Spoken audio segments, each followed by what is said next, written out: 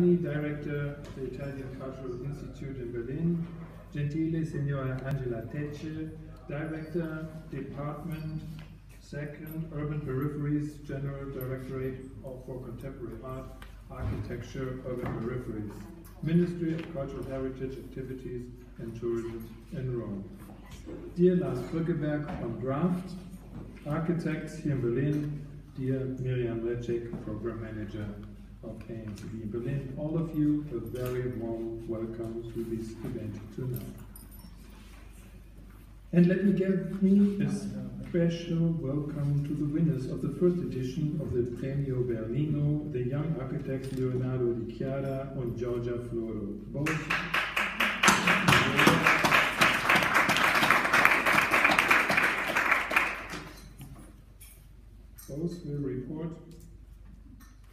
Both will report from experience they made in the two prestigious architecture firms, GRAFT and Raumlabor. Dear guests and friends, the development of the Premio Berlino is a comparatively short genesis with potential for a longer future.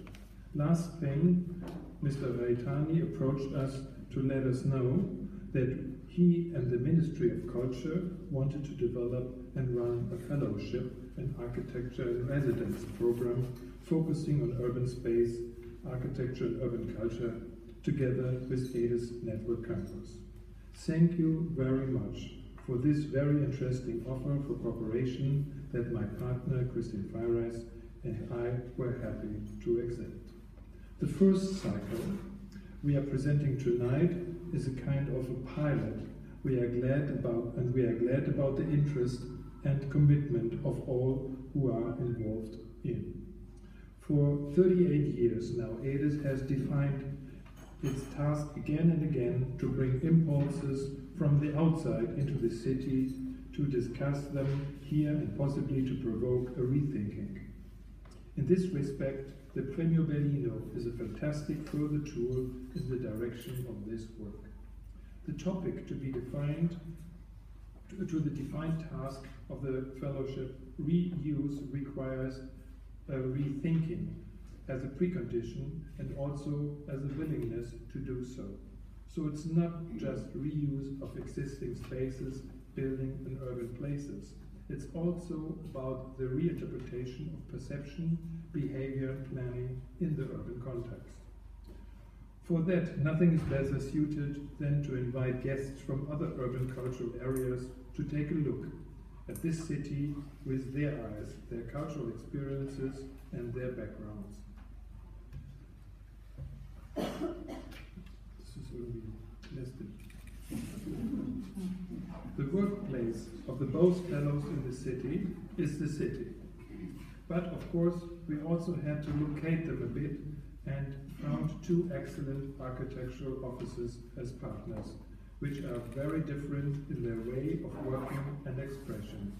Both have been internationally known and active for their rethinking space and for nearly 2 decades, Raumlabor and GRAFT. Also to these two offices expressly thanks for the very spontaneous entry into this joint operation. Thank you. Unfortunately, Markus Bader had a very tragic accident in their family, so he had to cancel his participation, but we have you here to continue the discussion. Mr. Reitani, please.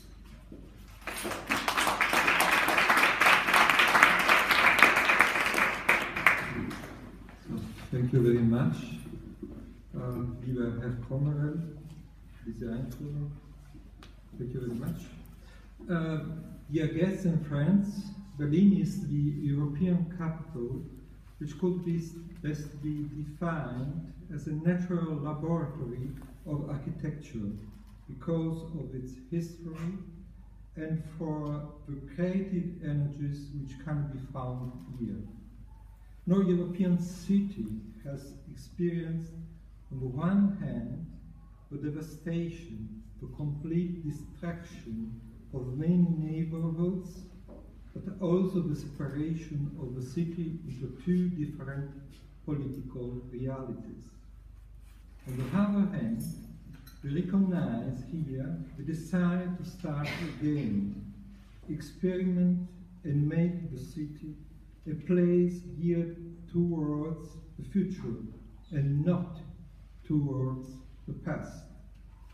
The historian Karl Schlaffer wrote back in 1910 that Berlin is a city which is forever condemned to become and never to be, even though he could not have been aware at the time of the tragic future that was looming over the city.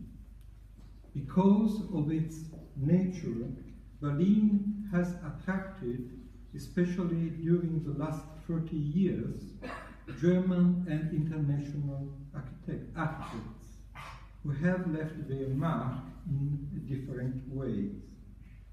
For this reason, Berlin is the ideal city to welcome young energy, and that is why the Italian Ministry of Culture and the Ministry of Foreign Affairs decided to create the Berlin Prize, a residence for young Italian architects that allows them to spend a 6-month stay in the German capital. The winners thus have the opportunity to work in an architectural firm, get in touch with the working reality and the architectural scene of the city, and confronting themselves with German and international professionals in their sector. The prize was launched last autumn for the first time, thanks to the collaboration not only with the Italian Cultural Institute Berlin, which gladly accepted the proposal of the ministry, but also with the key partnership with one of the most important cultural realities for architecture in Berlin, AEDES, a prestigious architectural forum that is at the same time a private gallery, a laboratory, and a place for research and documentation. It is worth saying that AEDES has existed now for 30 years and has become part of the history of the city. Following the first presentation, which took place last January, we will hear today from Giorgia Floro and Leonardo Di Chiara, the two winners of the prize. They will describe to us the projects they have carried out in Berlin over the past 6 months and discuss them with the professionals of two studios that welcomed them, GRAFT and Raumlabor, to whom we are most grateful for also being partners in this project. We are presently working on the 2nd year of the prize. The competition announcement for which will be published in May. I must say that I am very pleased to be here tonight to present our winners, and I am quite curious to hear their stories and about their projects. But first, I will give the floor to Angela Tecce from the Italian Ministry of Culture. Thank you very much.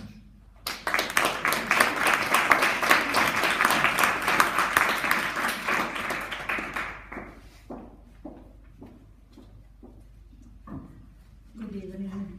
I am Angela Tecce, and I represent the Directorate General for Contemporary Art, Architecture and Urban Peripheries, division of our Ministry of Cultural Heritage, Activities and Tourism, where I am the Director of the Department on Urban Peripheries. Firstly, I present to you all the best greetings of the General Director Federica Galloni. I want to thank the Italian Cultural Institute and the director, Professor Luigi Gaetani, for the precious work and the constant presence in the development and during all the phases of the prize. Many thanks also to Michela De Riso for her enthusiastic collaboration. I also thank the host of this closing event of Premio Berlino, AEDES Metropolitan Laboratory, and the director, Dr. Hans-Jürgen Kammerer. And thank you to GRAFT and Lars Krukeberg, here with us, and the Raumlabor, represented by Markus Bader, for the traineeships our architects had to chance to carry all out in their prestigious firms.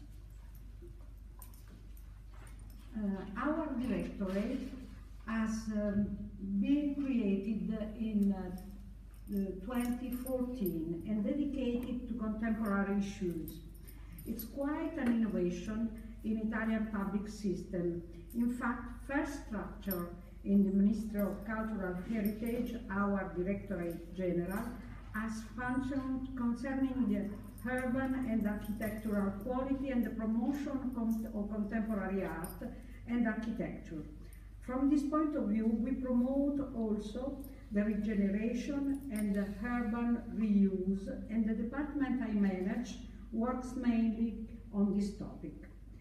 The prize has been an initiative of the Italian Ministry of Cultural Heritage and the Ministry of Foreign Affairs, the Italian Cultural Institute in Berlin, in collaboration with the AEDES Metropolitan Laboratory, as network partner, media moderator and organizer. The idea of the fellowship arises from the functions of our Directorate General, above explained, but also as means of developing education in terms of international mobility of young professional education, which is one of our other missions. We are very satisfied with the results of the prize, and we say the winners, Giorgia Floro and Leonardo Di Chiara, I here congratulate personally, proved to be very skilled during the fellowship, and this confirms how appropriate has been the committee's choice. Because the success of the initiative, I am here to announce that our Directorate General has decided to finance the prize also in 2018.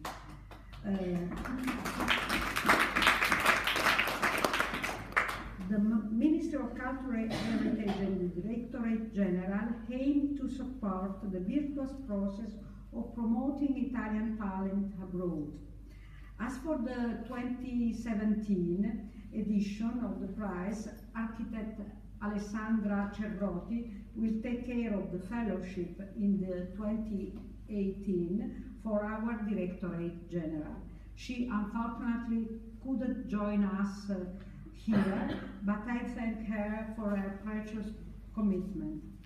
At the end of my short introduction, we hope Premio Berlino 2018 can strongly enhance and valorize the quality of other Italian young architects as Giorgia and Leonardo.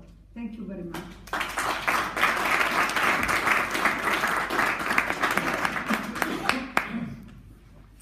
Thank you very much. Thank you for the good news too. Very well welcome from my side as well. We're here at AECB. We're of course happy to be the partners and hosts of this collaboration and presentation, especially as a laboratory that aims to support international and interdisciplinary knowledge exchange and is constantly looking for new doors to open. So you've come to the right place tonight. In the wake of last night's event that took place here, Territories and Borders, the Premio Berlino actually fits in well when we look at it as a support to cross boundaries and borders to overcome the static and the notion that something or someone has to be kept in place. We are interested in the educational aspect too, of course, the lifelong learning and the idea of knowledge spaces. So let's see if the winners have been a good match for their offices. I believe so. And I just briefly want to introduce our two presenters tonight. First, Giorgia.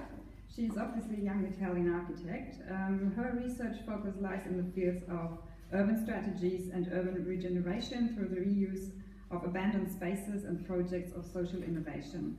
With your first project, or your recent project, Novi, you've initiated a participatory process that managed to involve the citizens to discuss and share opinions about an upcoming document for urban regeneration. This then, in turn, led to you being one of the winners of the Premio Berlino 2017.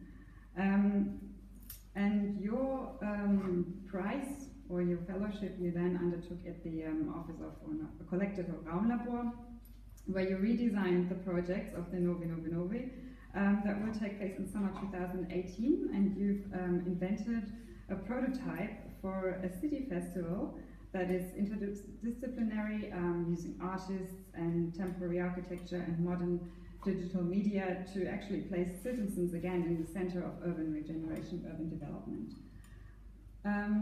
Leonardo is a young architect and engineer with a focus on migrating neighborhoods, and you also told me you are interested in, well, obviously, as we can see, mobile architecture, and also in neo-nomadism.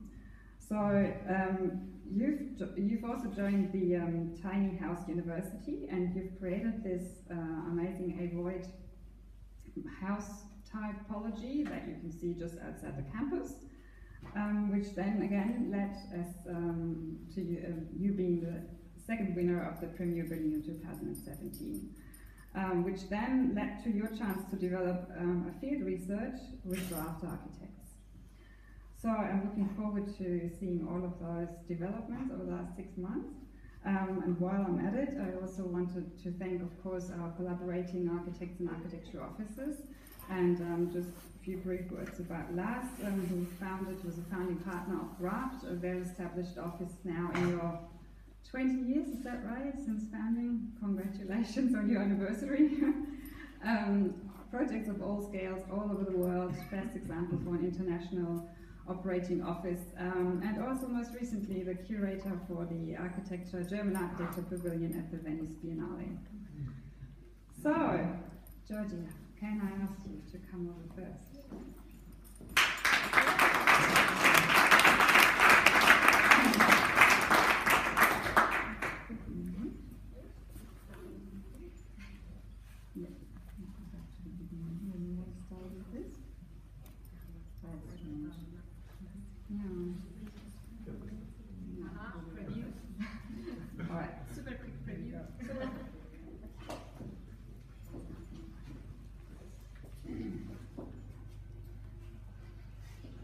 Hello, everybody. Good evening.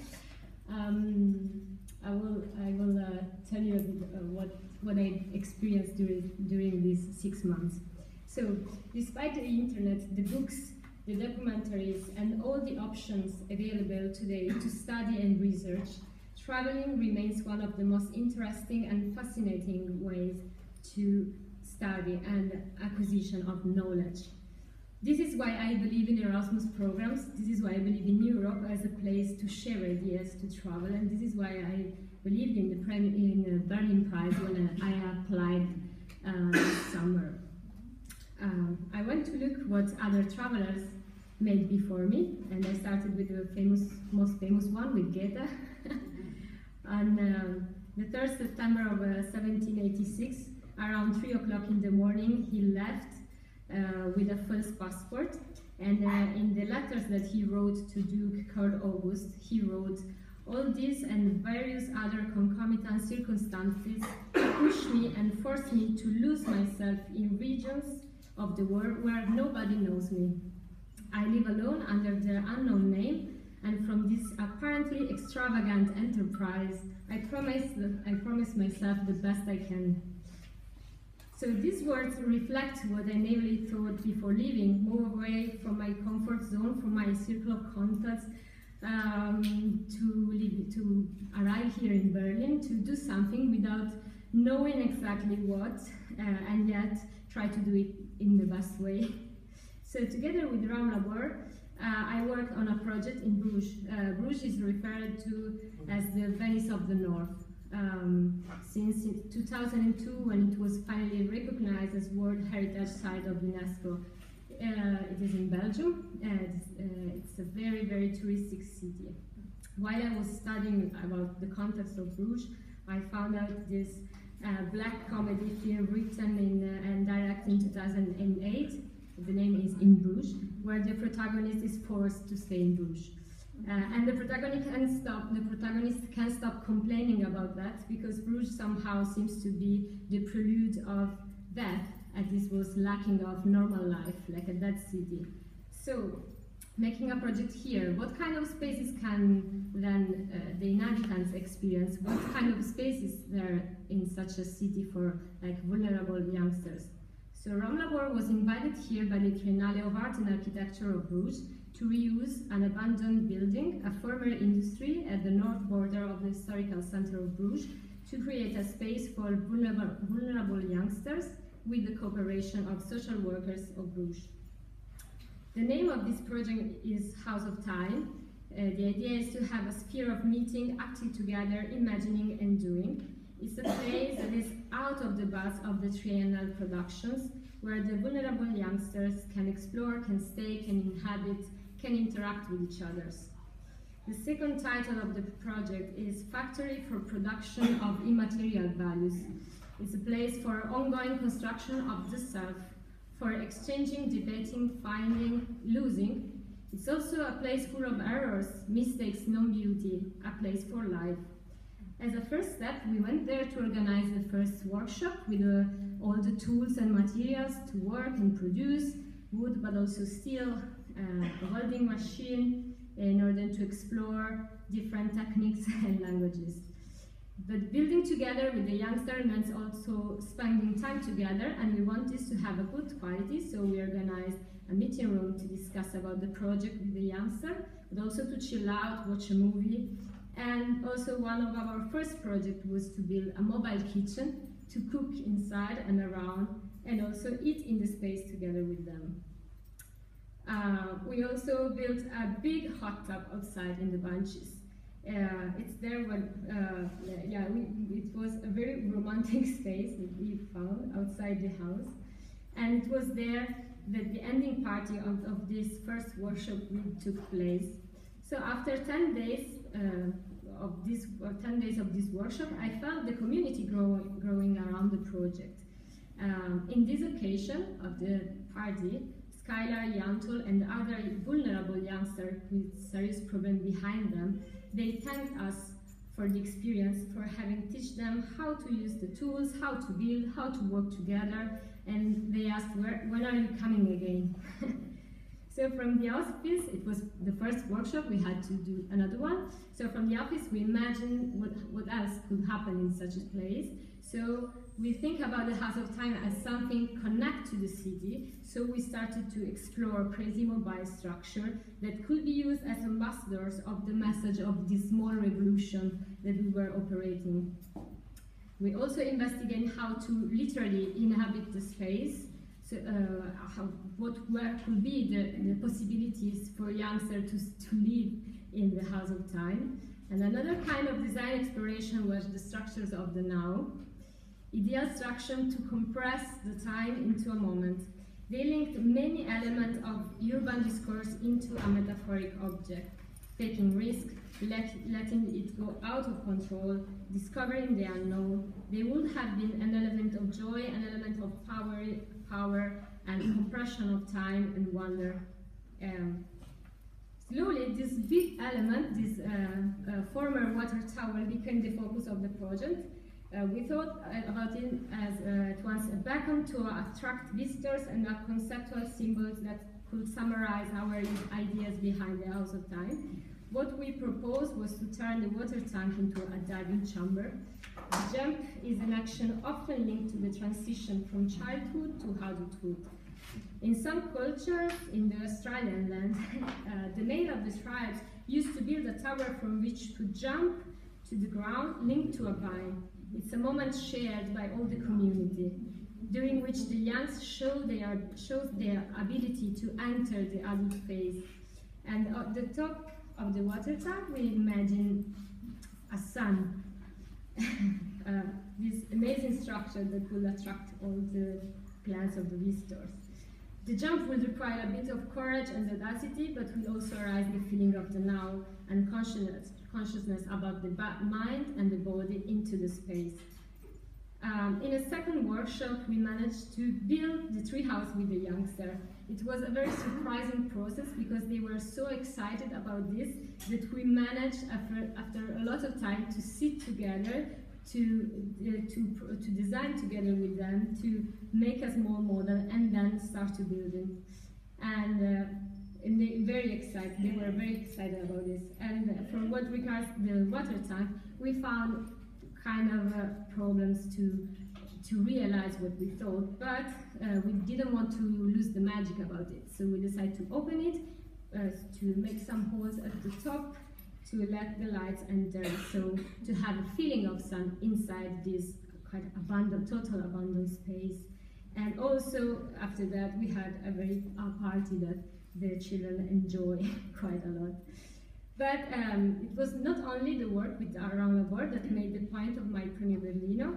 In the exhibition that you are going to see, I tried to collect all the experiences I had in these 6 months, all the things that helped me to change my point of view and to turn around the things to look them in a different way. The object that you will find migrated directly from the library, the bookcase that I have in my apartment in Friedrichshain, and it was quite empty just 6 months ago. I just took the last publication of the project that I did, and that today I had news that the project had the administration to won €2 million to regenerate the city. But I think that this domestic environment, both temporary and permanent, are real reservoirs of individuals and collective memories. It is in the houses that we deposit the traces of our biographies and express and confirm our identity. So day by day, experience by experience, without a precious will at the beginning, I accumulated on that bookcase many different objects, books, tickets, brochures, notes, apparently meaningless. The second table that you will see collects the contents. Through the stories, the search of explanation, the critical analysis of the experiences, everything is in a small book that can be composed, recomposed, or integrated. From the first step in Unter den Linden with the camera, to the conference, evenings, events, to the project, to Raumlabor, I present everything to you, and I hope that it could inspire you, but I also will bring it in Italy hoping that it can give the birth to new projects, actions, or small revolution. The Italy that I come from, which is the south, has not experienced any recent war, yet when I go around in the city and when I recognize the abandoned houses, the buildings, the closed shops, the degraded squares, more and more often I feel to live like in a post-war scenario, as you see here. I live in front of this building. The economical crisis that struck and still affects us was not a war, but it also managed to decimate the population of our cities. It's not just a demographic decline. The data tell us that only from my region in the last 3 years, 350,000 young people left the area. Berlin, to me, coming from these places, looks like a playground, a paradise of possibilities and opportunities. I know that also Berlin is experiencing changes, complex dynamics, social tension, economical changes, and the city will be different. But during these months, I can say I have found some answer to the question with which I started. But the purpose of our journey is not just to find answer. I think that a journey is formative as much uncertainty it provokes, managing to deconstruct the old ideas and beliefs and preconception, and as many questions it raises, suggesting you to travel more, Goethe has traveled to Italy for 2 years and used them also many years to write his text. Me, unfortunately, I'm not Goethe, I have not so many years, but I can use technology. So for this reason, I asked others to make many small trips for me, exploration in personal cities, places of the daily, which I collect in the video that is in the exhibition, and the name is Giorgia. Compared to the places I deal with, those abandoned, underutilized spaces, I realize that their importance lies not only in the reuse, restoration, rehabilitation of the building and urban development. Abandoned or underutilized places are important because they constitute an opportunity, a possibility. These abandoned or underutilized spaces escape from market dynamics to real estate attentions and allow greater elasticity or liquidity of uses through temporary reuse strategies. Yeah, I'm finished. The title of this exhibition was to recall the one held here at EDES in 2005, entitled Fill the Gap, in which was given space to emerging groups of German architects able to act on abandoned spaces with a multidisciplinary approach. Among these, there were also the then emerging collective or Raumlabor. So the name of this exhibition, Enjoy the Gap, wants to reiterate the idea. As a young architect, urban boys are a test bench to design not only from an architectural but also a social point of view. And I add that it's not only the idea of filling them that drives my work, but the idea of using them as places for experimentation, for action, for error and imperfection. And in this sense, architecture does not have to provide only solution, but to suggest ideas to revolutionize situation. No more feel then, but enjoy. Thank you.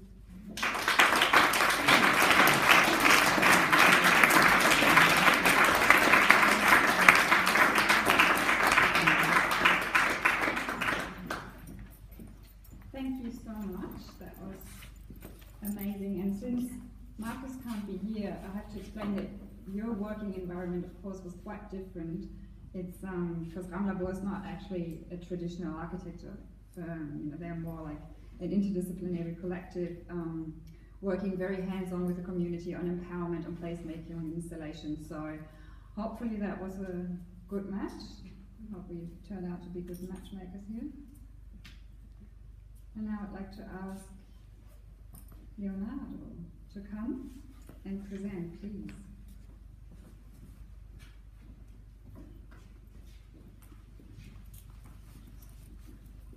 So thank you very much. My name is Leonardo. Will be seen in the first slide to start.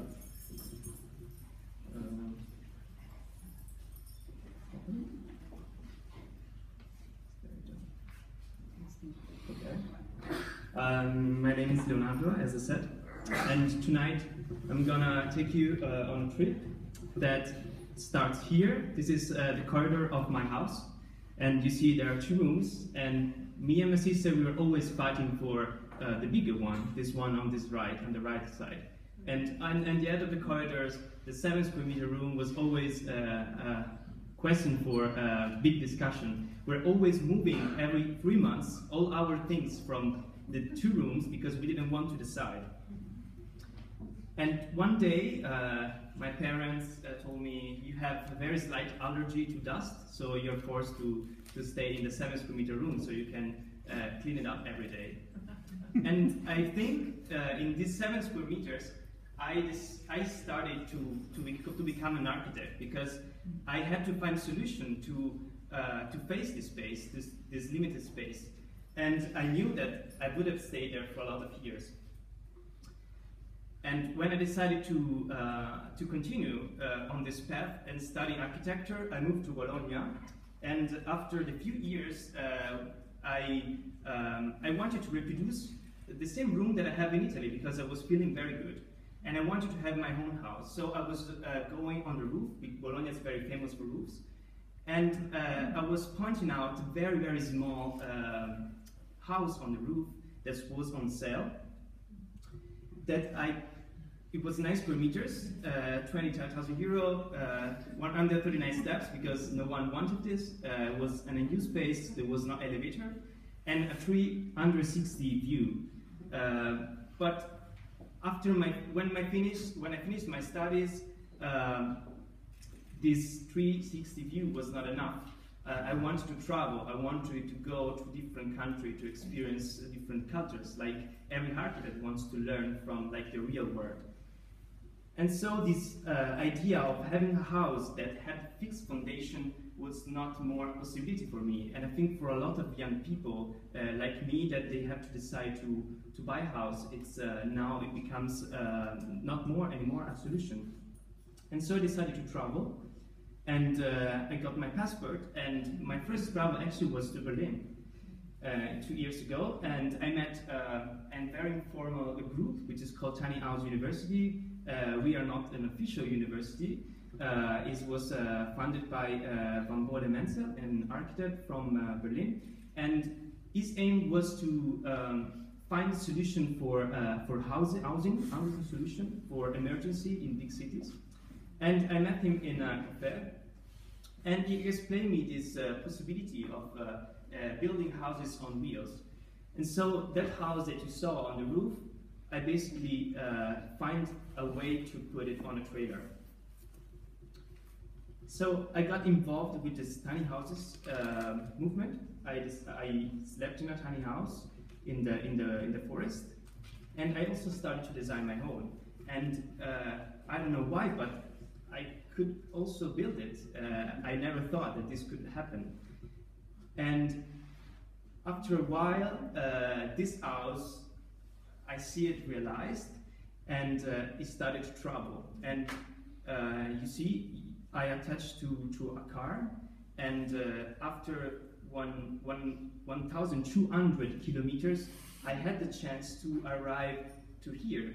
And also thanks to the gasoline that the Premio Berlino put inside the car, it was a very big support for me. So I arrived in Berlin, and I parked in the Bauhaus Museum, where the Tiny House University was creating a social experiment, a tiny house village, a neighborhood that it's never fixed. It doesn't have a location. You see, there are a lot of colleagues of mine that build houses very similar to mine, and the objective was not design, but was to understand how people could live in a migratory society.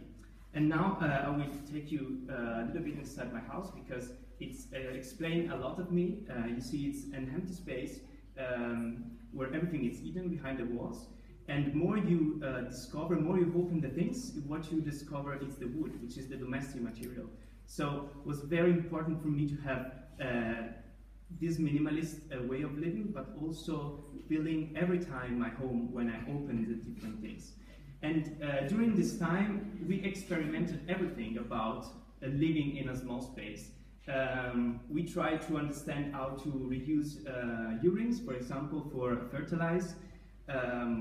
I tried also to sleep without heating, because this should be a passive house. And I swear I slept when it was minus 20 degrees, and I survived. And we also trying to experiment, for example, how to cook inside a tiny house, because it's different. You cannot produce too much vapor, you cannot produce too much waste, you cannot use too much water. So we were really experimenting everything. But I would say this was not just a dream of a child of a 7 square meter room, but it was really my aim as an architect. So what I wanted to demonstrate is that even if under like scaling down our dimension, we could still have high quality of living. And when this happened, a lot of possibilities opens, like spaces that no one would think that someone could live or could do something. Then this become an open door. For example, on the rooftop or in a brownfield. This is actually very close to the place where I worked for this time. I was always looking from the window. And yes, or if you think in a seasonal perspective, the spaces, they are not always used during the year. So in the winter time, for example, the parks, they are almost empty, and during the summertime, the schools, the parking lots of the schools, they are not used. So if you have a house on wheels and a migratory neighborhood on wheels, then these spaces can find a new usage on different seasons. And this concept, I call it migratory neighborhoods. And during this time, Van Bo gave me a book and said, look at this because this is very interesting for you, you should know. It was written by a friend of mine, Lars Kuckerberg from GRAFT.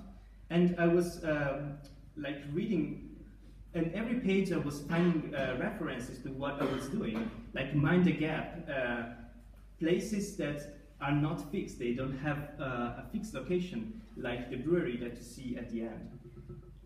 And so when I had to decide where to spend these 6 months, GRAFT was really the best choice. And let's see, I find a place here. GRAFT is a very, very big office. And for me, that I like small spaces, was not very easy. And but they found me, I would say, the perfect location. You see, there's the Gioconda, so I would say there's a lot of Italy in the GRAFT. As Miriam said, you will see them in Venice, and I'm very proud to also put like maybe 0.01% of my of me in this exhibition. But what I was, oops, the font of GRAFT is not working here, but it will be fine. What I did during this time was to rethink what I was doing at Tiny House University with another perspective. And I work on this project, which I call Replace, and I will tell you why. So I went out of the office to look what the city was telling me, because I didn't know Berlin so much. And the first place where I went was Hauptbahnhof, which is very close actually, so I didn't walk so much. And I started to question people, what are the problems of the city? What do you think about it? And everyone was telling me that they feel very constrained because there's no space to do things. There's no space to live. There's no space to run a business. And so I was putting together this thing with the profile of GRAFT, which is very orientated to technologies and understanding how the new technologies can influence the changing of the society and of the urban space. And so I started, these are some interviews that I made. For example, this guy was looking for a room, and it was not possible for him to find it in different months. And this lady was looking for a place to sell their own products. So what I was saying, I started to analyze new technologies that can produce development in the city, and especially on the mobility. So, for example, autonomous cars and autonomous vehicles, and together with collective riding. In this case, this is a project for Volkswagen, which GRAFT also created an exhibition for them in Unterlieden, and also the sharing mobility that everyone probably tried once. And with just a click, you can use a car which doesn't belong to you, but it gives you the same experience. And also the smart parking, that they will not anymore be on the street but on the ground, because they need a place where to charge cars. And also other startups that they are growing, for example, electric vehicles that are on 2 wheels that we really love. For example, in Italy, think about like the Vespa, for example. And this gives the people a possibility not to use their own car. And at the end, I want to show you also the soft mobility, which is also clean. But what all these new and fantastic things can bring. These are not just like dreams and things that will happen in the future, and they will have an impact, obviously, on our cities. So my question during this time, like, how drawing new solution when we know that these new things will happen? For example, how the viability we're going to change, or spaces that were not used, how can we reactivate with, for example, soft mobility? Or cars on the street will not be anymore because people will use autonomous driving, and the parking scene will be completely different. And we're talking about autonomous car after a big accident that happened a few days ago, and but I think this will not stop this this progression. You see, this is Rome, and this is how it changed when the car started to influence the city. So there's a really huge impact on our spaces. 10 minutes gone. Yes, and so smart cities, stupid citizens, because also the technology drives us in a direction that we don't know.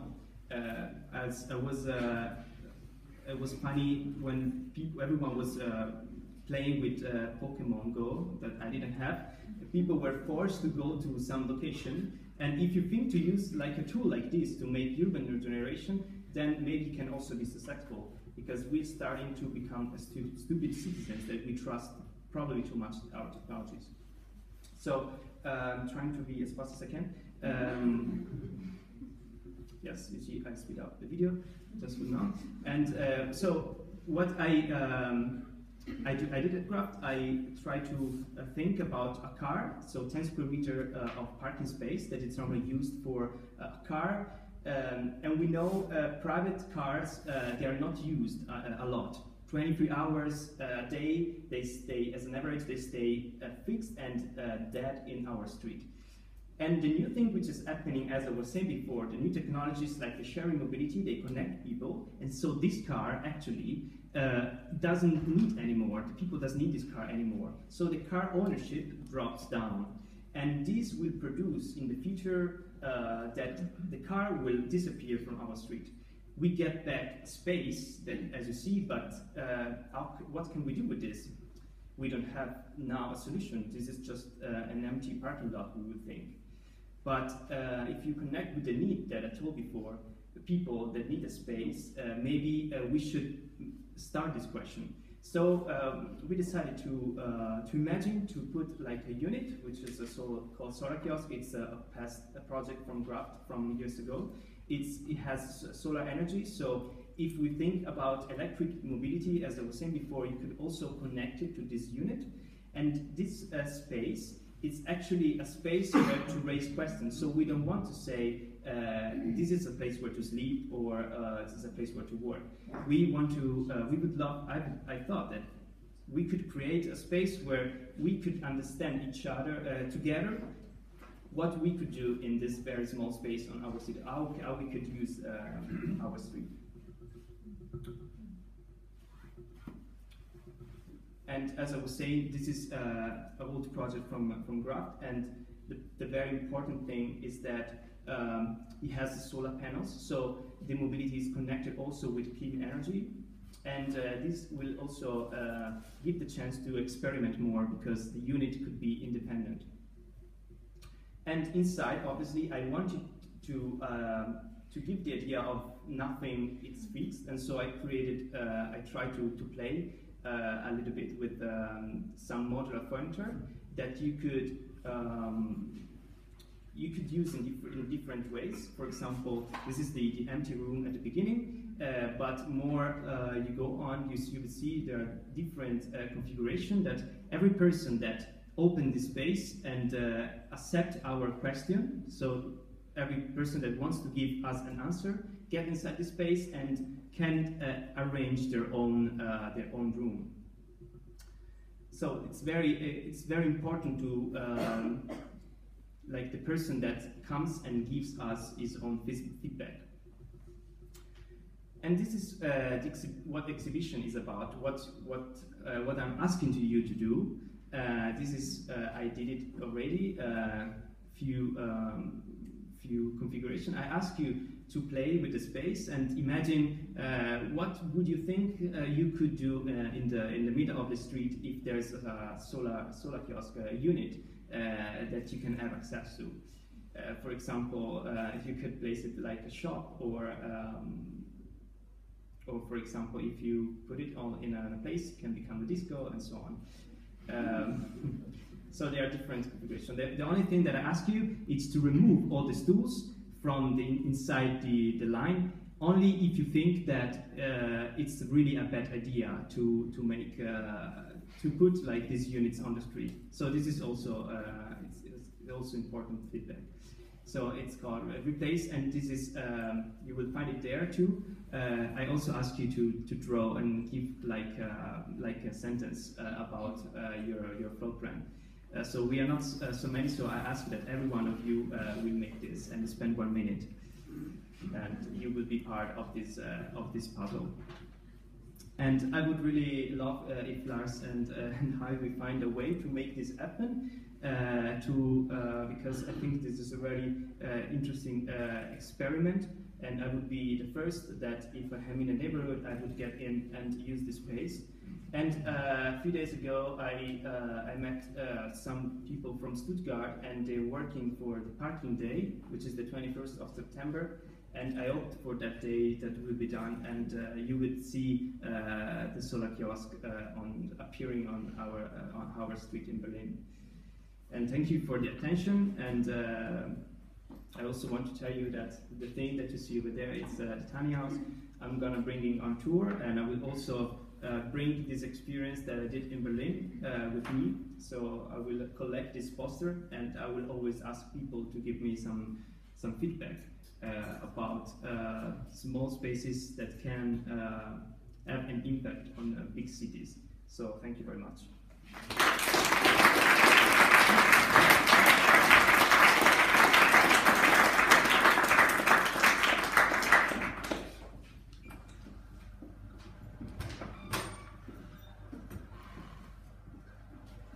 Great, thank you so much. Watch out for the tiny house on tour. You hit it on the road. What is parking day? Yes. So parking day, it's the 21st of September. I don't organize this, so I'm not making marketing. But I would love to see Lars and I will manage to make this solar kiosk happen.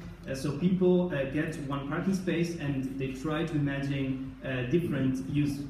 So the car moves away, goes on another parking space probably, and the people make like small gardens, and but it's never something closed. And I think it's very interesting because it gives the people the idea that something is changing. Yes. Interesting. Okay, may I ask you to take a seat on stage, Lars as well, and Giorgia. Where are you? Oh, hi.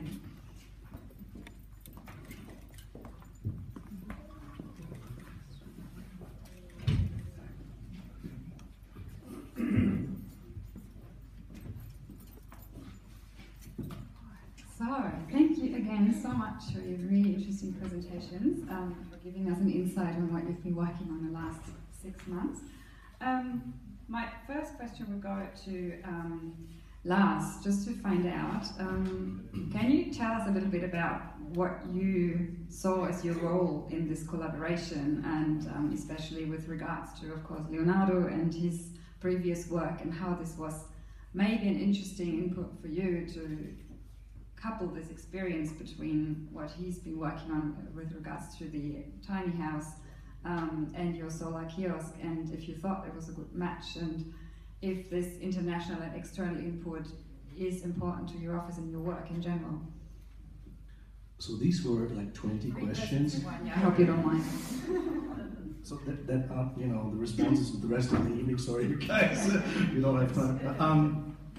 No, honestly, because it's, I think the first time, there was no experience before.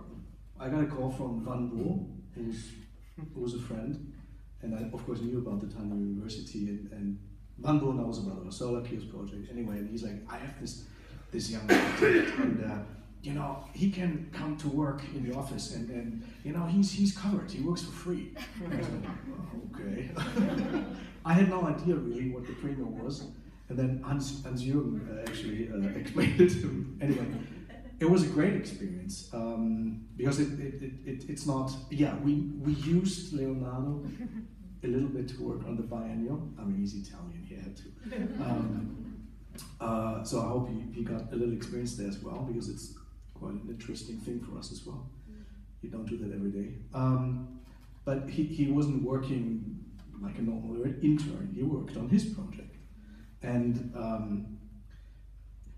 I think your presentation, which by the way I congratulate for, was great, I think, explained quite well what's fascinating about maybe a new generation of architects. Because they think differently, they act differently, they become actors on the urban stage and redefine the way we have to think space. And not only, you know, become an architect, so you go to school, you trained, then you go to the real life working for somebody else. Nobody prepared you that you actually are a slave in a machine producing space that somebody else takes credit and money for, you know? So defining your own role and saying it's like, hey, maybe there's a different way to do this. A lot of your presentation was time-based. A lot of your presentation was not just a fixed space and a fixed idea,